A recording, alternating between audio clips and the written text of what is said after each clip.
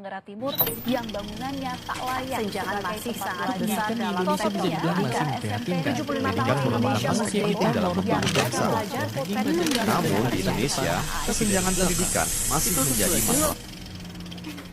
Pendidikan merupakan faktor penting dalam kemajuan suatu negara. Namun, masih banyak daerah di Indonesia yang mengalami kesenjangan dalam hal pendidikan. Apa penyebabnya dan bagaimana solusinya? Yuk kita simak video kali ini.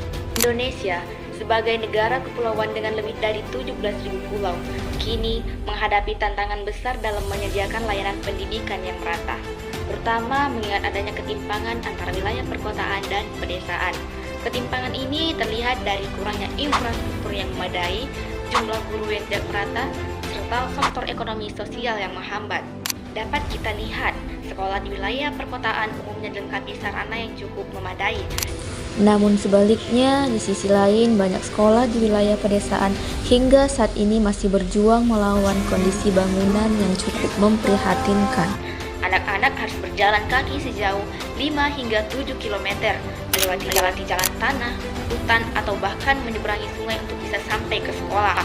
Realita ini dapat kita lihat di berbagai wilayah seperti Kalimantan, Papua, dan Nusa Tenggara Timur. Saat ini Indonesia menghadapi krisis guru.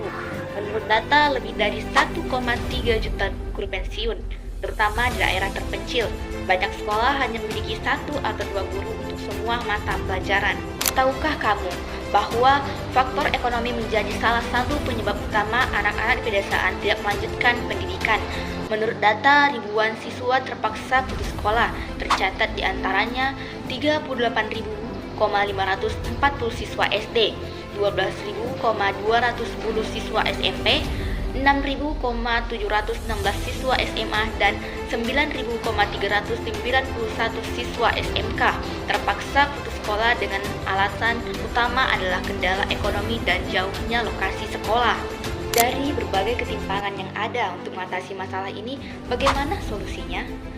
Tentunya pemerintah perlu fokus pada pembangunan dan perbaikan sekolah di daerah yang membutuhkan.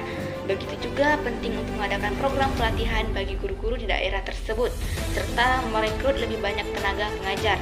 Dan tentunya pemerintah harus memperluas program beasiswa dan bantuan ekonomi bagi siswa yang kurang mampu. Apakah kita akan membiarkan kesenjangan ini terus berlanjut?